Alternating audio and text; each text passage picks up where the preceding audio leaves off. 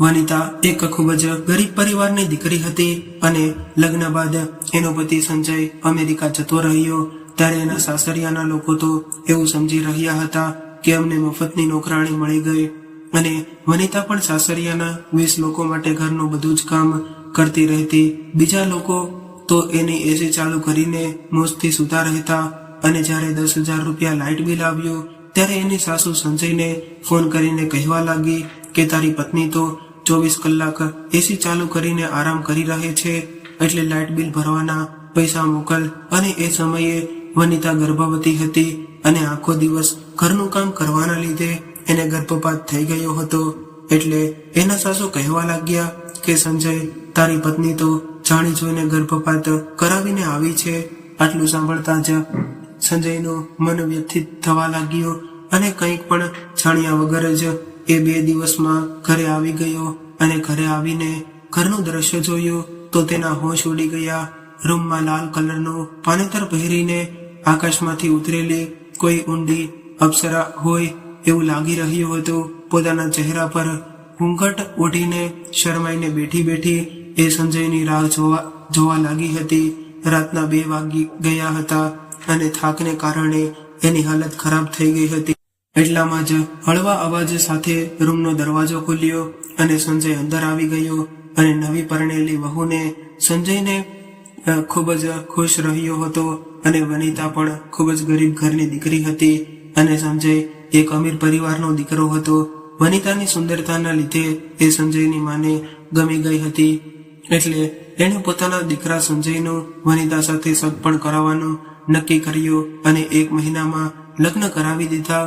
હવે નિકિતા સંજયની પત્ની બનીને એની સામે બેઠી હતી ત્યારે સંજય હસતા હસતા એના હાથમાં વીંટી પહેરાવા લાગ્યો અને નિકિતાને તો હજુ પણ વિશ્વાસ નહોતો આવતો કે મારી કિસ્મત આવી રીતે બદલાઈ શકે છે, કેમ કે જીવનમાં ક્યારેય ખોટા ઘરેણાં પહેરવાની પણ એની હેસિયત ન હતી।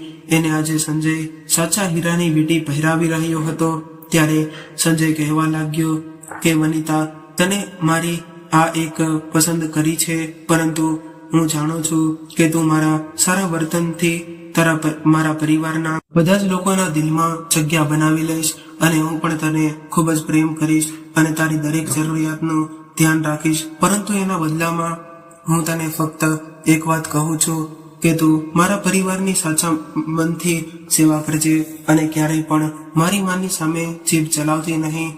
એનો હંમેશા આદર કરજે, કેમ કે એણે મને ખૂબ જ મુશ્કેલીથી ઉછેરીને મોટો કર્યો છે। ત્યારે વનિતા હસવા લાગી। એને તો શું વાંધો હોઈ શકે, એણે તો આમ પણ સંજયના આખા પરિવારને પોતાનો પરિવાર જ માની લીધો હતો। આવી રીતે ખૂબ જ ખુશીથી થોડા દિવસો વીત્યા બાદ સંજયે પોતાની નોકરી પર પાછા જવાનો સમય આવી ગયો હતો, કેમ કે એ અમેરિકામાં રહેતો હતો અને લગ્નની રજા લઈને એ અહીંયા આવ્યો હતો। ત્યારે વનિતા ખૂબ જ ઉદાસ હતી, પરંતુ એણે પોતાના દિલ પર પથ્થર મૂકીને એવું વિચાર્યું કે સંજય જાય છે તો શું થઈ ગયું, આખરે મારા પરિવારના બધા જ લોકો મારી સાથે છે। સંજયની માનું વર્તન પણ વનિતા સાથે ખૂબ જ સારું હતું, પરંતુ વનિતાને એક વાત સમજાતી ન હતી કે જ્યારે પણ સંજય એની આસપાસ ન હોય ત્યારે એના સાસુ એને ગંભીર નજરે જોતા રહેતા। વનિતાને એવું લાગી રહ્યું હતું કે એનો વહેમ છે।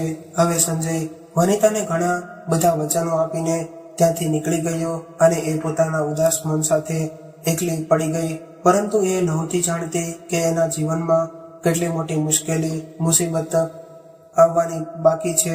સંજયની નાની બહેન કાજલની સગાઈ નક્કી થઈ ગઈ હતી અને દર બીજા દિવસે એના સાસરાવાળા આવતા હતા। આજે સંજયના ગયા બાદ એ પહેલી વાર આવી તે રહ્યા હતા। સવારે વનિતા પોતાના રૂમમાં સૂતી હતી ત્યારે અચાનક જોરદાર અવાજ સાથે દરવાજો ખુલ્યો અને એના સાસુ રૂમમાં આવીને કહેવા લાગ્યા કે ઉઠો મેડમ, ક્યાં સુધી સૂઈ રહેવાનું છે? આખો દિવસ પથારીમાં જ પડ્યું રહેવું છે ને કે ઊભા થઈને કંઈક કામ કરવું છે? કાજલના સાસરીવાળા આવી રહ્યા છે, એટલે ઉઠીને એના માટે કંઈક ખાવા પીવાની વ્યવસ્થા કર। મારા દીકરાને તો તે બગાડી દીધો છે, એટલે અમારે તો કંઈક કરવું પડશે ને। નિકિતાએ એના સાસુના અચાનક બદલાયેલા વર્તનથી ચોકી, પરંતુ એ કંઈ બોલી નહીં અને ચૂપચાપ મોઢું ધોઈને રસોડામાં આવી.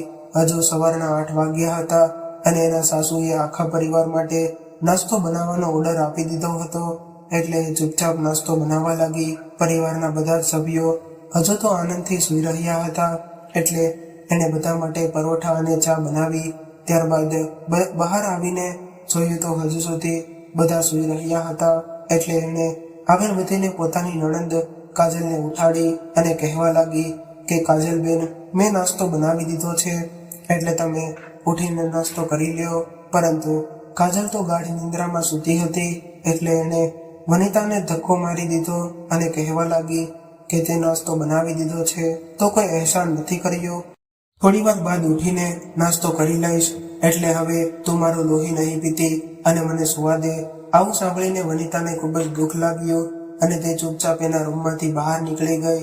ત્યારબાદ એ પોતાના સાસુને શોધવા લાગી અને તે જોઈને આશ્ચર્યચકિત થઈ ગઈ કે એના સાસુ પણ એસી વાળા રૂમમાં શાંતિથી સૂઈ રહ્યા હતા. એટલે એ ચૂપચાપ બેઠક રૂમમાં આવીને બેસી ગઈ અને ઘરના તમામ લોકો 11:30 વાગ્યે ઉઠ્યા અને વનિતાએ શાંતિથી બધાને નાસ્તો પીરસ્યો. જ્યારે તેની નણંદે ડબ્બામાંથી પરોઠા કાઢીને ખાવાનું શરૂ કર્યું તો એનું મોં બગાડવા લાગી અને કહેવા લાગી કે મમ્મી, આ શું છે? પરોઠા તો ઠંડા થઈ ગયા છે, આવા પરોઠા કેવી રીતે ખાઈ શકીએ? ત્યારે જ વનિતાના સસરા બોલ્યા કે મને તો તાજી રોટલી બનાવી આપ, આવા ઠંડા પરોઠા મારાથી નહીં ખવાઈ શકે. આવી રીતે એક એક કરીને બધા જ લોકો પોતપોતાની ફરમાઈશ કરવા લાગ્યા અને બધા જ લોકો ડાઇનિંગ ટેબલની બાજુમાં બેસીને સતત બૂમો પાડવા લાગ્યા, પરંતુ કોઈ ઊભું થઈને એને મદદ કરવા ન આવ્યું. ઘરમાં વનિતા સહિત ટોટલ 20 લોકો રહેતા હતા. સંજયની મોટી બહેન પરણિત હતી અને એ પોતાના 4 બાળકો સાથે પિયરમાં જ રહેતી હતી. તેનો પતિ પણ વિદેશમાં નોકરી કરતો હતો. સંજયના કાકા કાકી, તેના બાળકો અને સાસુ સસરા, આટલા બધા લોકોનું કામ વનિતા માથે આવી ગયું હતું અને ઘરમાં આટલા બધા લોકો રહેતા હતા, પરંતુ કોઈ પણ વ્યક્તિ વનિતાની મદદ કરવા તૈયાર નહોતું. ત્યારે વનિતાને આશ્ચર્ય થયું કે આખરે મારા આવ્યા પહેલા જ આ બધું કામ કોણ કરતું હશે. સફાઈ કરવા માટે એક કામવાળી બાઈ રાખેલી હતી, પરંતુ જ્યારથી વનિતાએ ઘરનું કામ પોતાના માથા પર લીધું હતું ત્યારથી સાસુમાએ કામવાળી બાઈને પણ કાઢી મૂકી હતી અને એ કામ પણ વનિતા પાસે કરાવવા લાગ્યા હતા. વનિતા સવારે વહેલા ઉઠીને સાફ જમવાનું બનાવી બધા જ લોકોના કપડાં ધોતી. ત્યાં સુધી તે લોકો આખો દિવસ ઘર સાફ સફાઈ કરતી અને નાસ્તો બનાવતી. બપોરના કામકાજ કરવામાં જ પસાર થઈ જતો. ઉનાળાના દિવસો હતા. ગેસની સામે ઊભા રહીને એ દરેક લોકોની પસંદગીનું ભોજન બનાવતી અને ઘરના બધા જ લોકો તો એસી વાળા રૂમમાં આડા પડીને બસ ઓર્ડર કરતા રહેતા. વનિતાની રસોઈ બનાવીને હાલત ખરાબ થઈ ગઈ અને ત્યારે ભોજન તૈયાર થઈ જાય એટલે બધા જ લોકો વનિતા ઉપર અહેસાન કરતા હોય. એવી રીતે એસી વાળા રૂમમાંથી બહાર નીકળીને ડાઇનિંગ ટેબલ પર બેસી જતા અને તેઓ ખાવાનું ખાતી વખતે પણ વનિતાને ઘણીવાર સુધી ઊભી રાખતા અને વનિતા બધાની જરૂરિયાતો પૂરી કરતી. ખાવાનું ખાધા પછી બધા જ લોકો વાસણો ડાઇનિંગ ટેબલ પર મૂકીને એ લોકો પાછા એસી વાળા રૂમમાં ઘૂસી જતા. બિચારી વનિતા ફરીથી એઠા થયેલા વાસણો ધોવા લાગતી અને આ દિવસો દરમિયાન વનિતાની તબિયત ખૂબ જ ખરાબ રહેવા લાગી. સવારે ઉઠતી વખતે ત્યારે ઉલટીથી તેની હાલત ખરાબ થઈ જતી. રસોડામાં કામ કરતી વખતે ઘણી વખત તેને ઉલટી થતી. જ્યારે એના સાસુને ખબર પડી કે મામલો કંઈક બીજો છે, પરંતુ એમણે વનિતાને કંઈ પણ ન કહ્યું. એક દિવસ વનિતાની માં એને મળવા આવી એટલે વનિતાએ એને જણાવ્યું કે એ ચોંકી ગયા અને નજીકની મહિલા હોસ્પિટલ પાસે લઈ ગયા. જ્યારે ડોક્ટરે ચેકઅપ કર્યું તો એણે ખૂબ જ ખુશખબરી આપી કે વનિતા પ્રેગ્નેન્ટ છે. આવું સાંભળીને વનિતા તો આશ્ચર્યચકિત થઈ ગઈ કે મારા જીવનમાં આટલી મોટી ખુશી આવી છે અને મને ખબર પણ ન પડી. એ ઘરે પાછી આવી અને ડોક્ટરે એને આરામ કરવાની અને ખાવા પીવાની સલાહ આપી હતી. ડોક્ટરનું એવું કહેવું હતું કે વનિતાના શરીરમાં લોહીની ખૂબ જ કમી છે, એટલે વનિતાની માએ ઘરે આવીને એના સાસુને જણાવ્યું કે વનિતા પ્રેગ્નેન્ટ છે અને ડોક્ટરે એને આરામ કરવાનું કહ્યું છે, એટલે થોડા સમય માટે તમે કોઈ કામવાળી બાઈ રાખી લ્યો તો સારું રહેશે. ત્યારે વનિતાના સાસુએ ખૂબ જ ખુશ થવાનો ઢોંગ કર્યો અને કહેવા લાગ્યા કે હા બહેન, આ તો મારી દીકરી જેવી છે અને આવી હાલતમાં હું એની પાસે ઘરનું કામ કેવી રીતે કરાવી શકું, એટલે હું આજે જ કોઈ કામવાળી બાઈની વ્યવસ્થા કરું છું. વનિતાના સાસુની આવી વાત સાંભળીને એના મમ્મી સંતુષ્ટ થઈને ત્યાંથી નીકળી ગયા અને આ બાજુ વનિતા જ્યારે આરામ કરવા માટે પલંગ પર આડી પડી એટલે તરત જ એના સાસુ આવી ગયા અને કહેવા લાગ્યા કે વનિતા, મહેમાન આવ્યા છે એટલે ઊભી થઈને એના માટે ચા પાણીની વ્યવસ્થા કર અને તારે વધારે પડતું સુવાની કોઈ જરૂર નથી. આવી સ્થિતિમાં કામ કરીએ તો સ્વાસ્થ્ય સારું રહેશે. ત્યારે વનિતા આશ્ચર્યથી સામે જોઈ રહી હતી, પરંતુ એ કંઈ બોલી નહીં અને ચૂપચાપ ઊભી થઈને મહેમાનો માટે ચા પાણીની વ્યવસ્થા કરવા લાગી. વનિતાના પ્રેગ્નન્સીના સમાચારથી એના પરિવારના લોકોને તો કોઈ પણ પ્રકારનો ફરક ન પડ્યો. એને તો કામકાજ માટે નોકરાણીની જરૂર હતી, એટલા માટે તેઓ ગરીબ પરિવારની છોકરીને લગ્ન કરીને ઘરમાં લાવ્યા હતા. આ બાજુ પોતાની તબિયત ખરાબ હોવા છતાં પણ વનિતા આખો દિવસ ઘરનું કામ કરતી રહેતી. એક દિવસ સંજયનો ફોન આવ્યો ત્યારે તેણે એને કહેવાની કોશિશ કરી કે ઘરમાં વધુ પડતું કામકાજને કારણે હું પરેશાન થઈ રહી છું, પરંતુ જ્યારે એણે સંજયને એવું કહ્યું કે તમારી બહેનો રસોડામાં મારી કોઈ પણ પ્રકારની મદદ નથી કરતી, તો સંજય અચાનક ગુસ્સે થઈ ગયો અને કહેવા લાગ્યો કે હું આટલો દૂર આવીને તમારા બધા માટે રાત દિવસ કામ કરી રહ્યો છું અને તમે તમારી નાની નાની ઘરેલું વાતો કરીને મને પરેશાન કરતા રહો છો. અરે મારી બહેન તો થોડા દિવસ માટે આપણા ઘરે રહેવાની છે. કાલે ઉઠીને એ લગ્ન કરીને એના સાસરે જતી રહેશે અને તું થોડું વધારે કામ કરી લઈશ તો એમાં શું વાંધો આવશે. સંજયની વાત સાંભળીને વનિતા ચોંકી ગઈ, કેમ કે સંજય તેને થોડું કામ કહી રહ્યો હતો કે આખા કામોમાં વનિતા સવારે 6 વાગ્યાથી લઈને રાત્રિના 12 વાગ્યા સુધી વ્યસ્ત રહેતી હતી. એને હવે સમજાઈ ગયું હતું કે સંજયને ફક્ત ફરિયાદ કરવાથી કોઈ ફાયદો નથી. સાસુ અને નણંદોનું વર્તન પણ ખૂબ જ ખરાબ હતું. તેઓ તો બિલકુલ કોઈ નોકરાણીની જેમ વનિતા સાથે વર્તન કરતા હતા. વનિતાને હવે સમજાયું હતું કે આ લોકો ગરીબ પરિવારની છોકરીને લગ્ન કરાવીને પોતાના ઘરમાં શા માટે લાવ્યા હતા, કેમ કે એ મારી પાસે હંમેશા એના ઘરનું કામ કરાવતા રહે. બધા જ લોકો કામ કરીને થાકીને વનિતા રાત્રે ત્યારે પોતાના રૂમમાં ગઈ તો એને એક સાંધાનો દુખાવો થવા લાગ્યો હતો અને આ દરમિયાન એને ખ્યાલ જ નહોતો આવતો કે એને સંજય સાથે ફોન પર વાત કરવાની છે. એને જ્યારે એનો ફોન જોયો તો સંજયના ઘણા બધા મિસ કોલ આવ્યા હતા, એટલે એણે ફોન કર્યો તો સંજય ફોન ઉઠાવીને એવું કહેવા લાગ્યો કે તું આખો દિવસ શું કરે છે, તારી પાસે એટલો પણ ટાઈમ નથી હોતો કે દિવસમાં 2 ઘડી મારી સાથે વાત કરી શકે. હું તારા આરામ માટે જ અહીંયા પરદેશમાં રહું છું, પરંતુ મને તો એવું લાગે છે કે તમે મારામાં કોઈ રસ નથી રહ્યો. સંજય વનિતાને આવું બધું કહેતો રહેતો. હવે વનિતાની હાલત છોડી વચ્ચે સોપારી જેવી થઈ ગઈ હતી. એને એવું લાગતું હતું કે લગ્ન કરીને હું ખૂબ જ મોટી મુસીબતમાં ફસાઈ ગઈ છું. પતિ સાથે યોગ્ય સમય ન વિતાવી શકવાને કારણે એ બંને વચ્ચે ઘણી બધી દૂરી થઈ ગઈ હતી. આ દૂરીનો વનિતાના સાસુ ઘણો બધો ફાયદો ઉઠાવતા હતા. એ સંજયને ફોન કરીને વનિતા વિરુદ્ધ ખોટી વાતો કરતા રહેતા અને એની વાતો સંજય સાચી માની લેતો.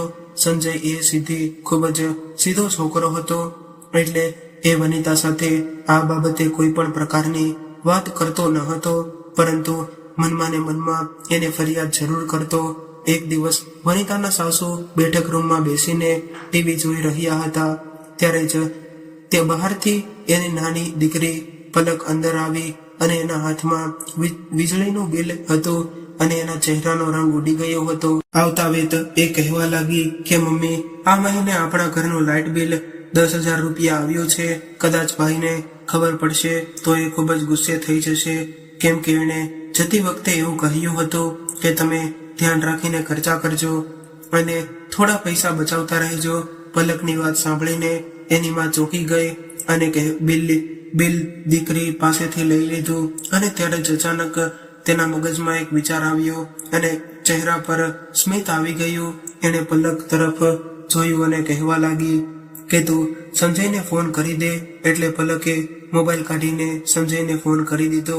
એટલે માં કહેવા લાગી કે અરે મારો દીકરો પરદેશમાં રાત દિવસ કામ કરીને પૈસા કમાઈ રહ્યો છે, પરંતુ તારી મહેનતનું ફળ તને નથી મળતું. દીકરા, મારાથી ખૂબ જ મોટી ભૂલ થઈ ગઈ છે, એટલે તું મને માફ કરી દે.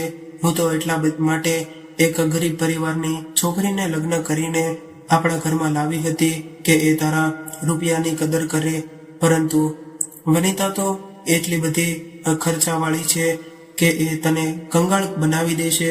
સંજયને કંઈ સમજાતું ન હતું કે મારી માં શું કહી રહી છે, એટલે એણે એવું કહ્યું કે માં શું થયું છે એ તો જણાવો, વનિતાએ શું કર્યું છે. ત્યારે માએ હસીને પલક સામે જોયું અને કહેવા લાગી કે બેટા, બીજી બાજુ બીજું શું કરે, એ આખો દિવસ એસી ચાલુ રાખીને રૂમમાં પડી રહે છે.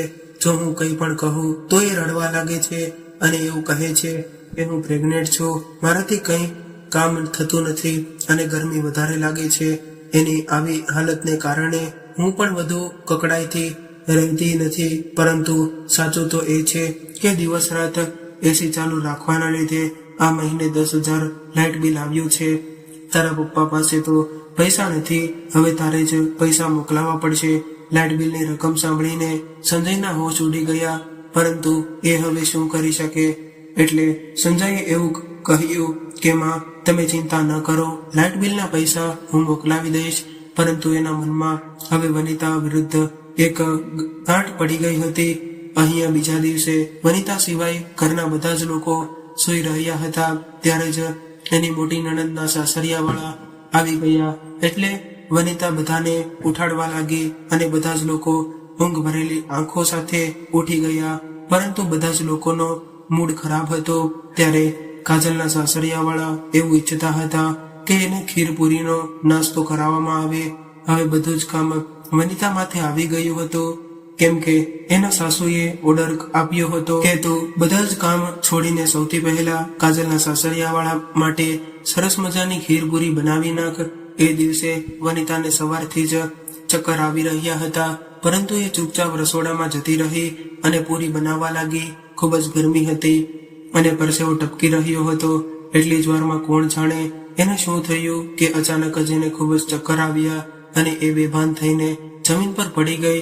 જોરથી પડવાનો અવાજ સાંભળીને બેઠક રૂમમાં બેસેલા બધા જ લોકો રસોડા તરફ દોડ્યા, તો ત્યાં વનિતા જમીન પર બેભાન અવસ્થામાં પડી હતી અને એની બાજુમાં લોહીનું ખાબોચિયું ભરાયેલ ગયું હતું.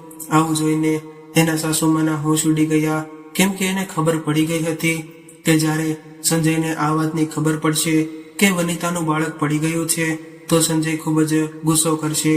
એટલે એને વનિતાને હોસ્પિટલે લઈ જવા કરતા પોતાનું જૂઠ પકડાઈ જવાની વધારે ચિંતા હતી. ત્યારે કાજલના થવાવાળા સાસુ વનિતાને ઉઠાડીને હોસ્પિટલે લઈ ગયા. જ્યારે એની સાસુ આંખો ખુલી અને ખબર પડી કે મારું બાળક આ દુનિયામાં આવતા પહેલા જ જતું રહ્યું છે, તો એના પર દુઃખનો પહાડ તૂટી પડ્યો. પરંતુ એને ખબર નહોતી કે મારા વિરુદ્ધ એક બીજું ષડયંત્ર તૈયાર છે. એ જ સાંજે સાસુમાં હોસ્પિટલમાંથી રજા લઈને વનિતાને ઘરે લઈ આવ્યા. જ્યારે વનિતાના પરિવારજનો આવ્યા તો ત્યારે સાસુના ડરના લીધે વનિતાએ એને કંઈક ન કહ્યું અને વાત બદલી નાખી કે હું સીડી પરથી પડી ગઈ હતી, એટલે બાળક પડી ગયું છે અને હવે એના પરિવારના સભ્યો જતા રહ્યા. એટલે વનિતાના સાસુએ ફરી એકવાર એને ચા બનાવવાનો ઓર્ડર કર્યો. એણે એવું પણ ન જોયું કે હમણાં જ એ હોસ્પિટલમાંથી ઘરે આવી છે, એટલે એને થોડો સમય આરામ કરવા દેવો જોઈએ. વનિતાને ખૂબ જ દુખાવો હતો, છતાં પણ એ હિંમત કરીને ઊભી થઈ અને રસોડામાં ગઈ. એ જાણતી હતી કે આ ઘરમાં મારી કોઈ પણ પ્રકારની હેસિયત નથી. તેનો પતિ એની વાત પર વિશ્વાસ નથી કરતો અને અહીંયા જે લોકો છે એ એને વહુ નહીં પરંતુ નોકરાણી સમજી રહ્યા હતા. હવે વનિતાના સાસુએ સંજયને ફોન કરીને જણાવી દીધું કે વનિતાને અત્યારે બાળક નથી જોતું, એટલે એને દવાખાને જઈને ગર્ભપાત કરાવી નાખ્યો છે. આવું સાંભળીને સંજયનું લોહી ઉકળી ગયું અને એ એવા વિચારમાં આવવા લાગ્યા કે હું અત્યારે જ મારા ઘરે જઈને વનિતાનું ગળું દબાવી દઉં. ત્યારે એણે કંઈ પણ બોલ્યા વગર જ ફોન મૂકી દીધો અને હવે વનિતાના સાસુને સંતોષ થયો કે સંજયને આપણા ષડયંત્રની ખબર નથી પડી. પરંતુ બીજા તરફ એ જ દિવસે સંજયે પોતાના ઘરે આવવાની ટિકિટ બુક કરાવી લીધી અને એ પોતાનું બધું જ કામ છોડીને 2 દિવસમાં ઇન્ડિયા પહોંચી ગયો. અને એ તો મનમાં નક્કી કરીને આવ્યો હતો કે ઘરે પહોંચીને તરત જ હું વનિતાને છૂટાછેડા આપીને મારા ઘરમાંથી કાઢી મૂકીશ. એટલે એ કોઈને કહ્યા વગર જ ઉનાળાની ધગધગતી બપોરના સમયે ઘરનો દરવાજો ખોલીને અંદર આવ્યો. ત્યારે જ ખાવાનું બનાવવાની ખુશ્બુ આવી. એટલે એ વિચારવા લાગ્યો કે આટલી ભયંકર ગરમીમાં મારી માં બિચારી રસોડામાં કામ કરી રહી છે અને વનિતા અંદર એસી વાળા રૂમમાં આરામ કરી રહી છે. વનિતા તો મારા ઘરમાં રહેવાને લાયક નથી. એટલે હું હવે એને છૂટાછેડા આપીને આ ઘરમાંથી હંમેશા માટે કાઢી મૂકીશ. જે સ્ત્રી મારા પરિવારનું સન્માન ન કરી શકે એવી સ્ત્રીને મારા જીવનમાં રહેવાનો કોઈ અધિકાર નથી. ખૂબ જ ગુસ્સે થયેલો સંજય આવું વિચારીને રસોડામાં ગયો તો એના પગ નીચેથી જમીન સરકી ગઈ. કેમ કે સામે ઊભી વનિતા જમવાનું બનાવી રહી હતી. જેણે બંને સ્ટવ પર એક તાવડી મૂકી હતી અને એના કપડા પરસેવાથી પલળેલા હતા. ત્યારે જ સંજયને યાદ આવ્યું કે મારી માએ તો મને કહ્યું હતું કે ગઈકાલે જ વનિતાએ ગર્ભપાત કરાવ્યો છે, તો પછી એ આવી ભયંકર ગરમીમાં રસોડામાં ઊભી રહીને કામ કેવી રીતે કરી શકે. અને વનિતા વારંવાર પોતાની કમર પર હાથ મૂકીને હતી, જાણે કે એને ખૂબ જ દુખાવો થઈ રહ્યો હોય. એને એક બાઉલમાં ઘણો બધો લોટ લઈને મૂક્યો હતો. હવે કદાચ એને હજુ લોટ બાંધવાનો બાકી હતો. ત્યારે સંજયને કંઈક ગડબડ હોવાનો અહેસાસ થયો. કેમ કે સંજય એક બુદ્ધિશાળી વ્યક્તિ હતો. એટલે એ કંઈ પણ અવાજ કર્યા વગર જ ઘરની અંદર ગયો અને ઘરની અંદર સન્નાટો હતો. ત્યારે એણે આજુબાજુ નજર કરીને જોયું કે કોઈ પણ વ્યક્તિ જોવા ન મળ્યો. ત્યારબાદ એ રૂમની અંદર 2 ટનનું એસી લગાવેલું હતું. એ રૂમમાં દરવાજો ખોલ્યો તો અંદર જોયું તો અંધારું હતું અને ઘરના તમામ લોકો આ મોટા રૂમમાં આરામથી સૂઈ રહ્યા હતા. ત્યારે જ વનિતાના સાસુને એવું લાગ્યું કે વનિતા દરવાજો ખોલીને અંદર આવી છે. એટલે એમણે પાછું વળીને જોયા વગર જ બૂમ પાડીને એવું કહ્યું કે તું અહીંયા કેમ આવી છો? તને કેટલી વાર કહ્યું છે કે જ્યારે ખાવાનું તૈયાર થઈ જાય ત્યારે બૂમ પાડીને પાડજે, અને અહીંયા આવીને તું મારી દીકરીઓની ઊંઘ શા માટે બગાડી રહી છો? તને તો કેટલી વાર કહ્યું છે, પરંતુ તને તો કંઈ બુદ્ધિ જ નથી. અને કદાચ હું કંઈક કહીશ તો તું હોબાળો મચાવી દઈશ કે ગઈકાલે મારું બાળક પડી ગયું છે અને આજે મારી સાસુએ મને કામ પર લગાવી દીધી છે. એટલે મારી એક વાત કાન ખોલીને સાંભળી લે કે તારા લગ્ન કરાવીને હું તને આ ઘરમાં એટલા માટે લાવી છું કે તારી પાસે ઘરના બધા જ કામકાજ કરાવી શકું. નહીંતર મારે તારા જેવી ગરીબ છોકરીને કોઈ પણ જરૂર નથી. મારા દીકરા માટે તો એકથી એક ઊંચા પરિવારના માંગા આવતા હતા. એટલે હવે તું અહીંથી જા અને કંઈક ખાવાનું બનાવ અને ત્યારબાદ ઘરની સાફ સફાઈ પણ કરી નાખજે. રાત્રે કાજલના સાસરિયાવાળા આવવાના છે, એટલે એમના માટે કમસે કમ 4-5 વાનગીઓ બનાવીને તૈયાર રાખજે. વનિતાના સાસુ આવી રીતે કંઈક પણ જોયા વગર બોલતા રહ્યા, પરંતુ એ જાણતા ન હતા કે દરવાજા પર સંજય ઊભો છે. માની આવી વાતો સાંભળીને સંજય પણ તો જાણે પહાડ તૂટી પડ્યો હોય. અને આટલું કહીને વનિતાના સાસુ પાછળ જોયા વગર જ આરામથી સૂઈ ગયા. ત્યારે સંજયે જોયું તો આજુબાજુના બધા જ લોકો સભ્યો સૂતા હતા. ફક્ત એકલી વનિતા આટલી કાળઝાળ ગરમીમાં રસોડામાં આ બધા જ લોકો માટે ભોજનની વ્યવસ્થા કરી રહી હતી. હવે તે જાણી ગયો હતો કે મારી ગેરહાજરીમાં મારી પત્ની સાથે આ લોકોએ કેવો વ્યવહાર કર્યો છે.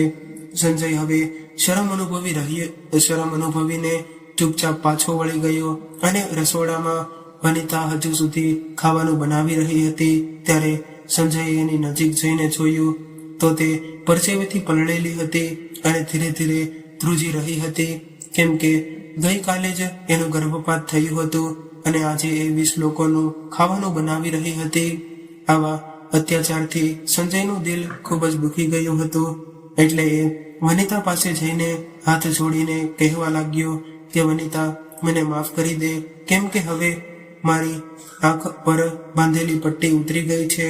ત્યારબાદ સંજય વનિતાનો હાથ પકડીને રૂમમાં લઈ ગયો અને તેની માએ જ્યારે સંજયને અચાનક આવેલો જોયો તો એ ચોંકી ગઈ અને ઝડપથી ઊભી થઈને એની પાસે આવીને કહેવા લાગી કે બેટા, તું ક્યારે આવી ગયો? તે તો કંઈ જણાવ્યું પણ નહીં કે તું આવવાનો છો. ત્યારે સંજય કહેવા લાગ્યો કે માં, તમે મારી પત્ની સાથે સારું નથી કર્યું. તમે એના પર આટલો બધો અત્યાચાર કરી રહ્યા છો. અરે માં, આવી હાલત આ ઘરનું કામ કરવામાં પણ કારણે એનું બાળક પણ પડી ગયું અને તમે મને એના વિરુદ્ધ ઉશ્કેરતા રહ્યા. અરે માં, હું તો પાગલ હતો કે તમારી વાતોમાં આવી ગયો. મને ક્યાં ખબર પડી હતી કે મારી સખીમાં મારી સાથે આવો દગો કરશે અને મારા બાળકની દુશ્મન બનશે. ત્યારે માં ચૂપચાપ ઊભી રહી હતી અને એ કંઈ બોલતી નહીં અને એને કારણે એ જાણી ગઈ હતી કે સંજયે પોતાની આંખોની બધું સામે બધું જોઈ લીધું છે. હવે જૂઠું બોલવું નકામું છે. ત્યારે સંજયે વનિતાને કહ્યું કે વનિતા, તું તૈયાર થઈ જા. હું તને અહીંયાથી નહીં નર્ક જેવું જીવન જીવવા નહીં દઉં. હું તને મારી સાથે લઈ જઈશ. ત્યારે વનિતા રડી રહી હતી અને એને વિશ્વાસ નહોતો થઈ રહ્યો કે મારું કિસ્મત આવી રીતે મારા પર મહેરબાન પણ થઈ શકે છે. સંજય એક જ દિવસે વનિતાને સાથે લઈને અમેરિકા જવા નીકળી ગયો અને પરિવારના બધા સભ્યો લટકેલા મોઢા લઈને જોતા રહ્યા. તો મિત્રો, આજની સ્ટોરી તમને કેવી લાગી કોમેન્ટમાં જરૂરથી જણાવજો અને પસંદ આવી હોય તો અમારી ચેનલને જરૂરથી સબસ્ક્રાઇબ કરજો. હર હર મહાદેવ.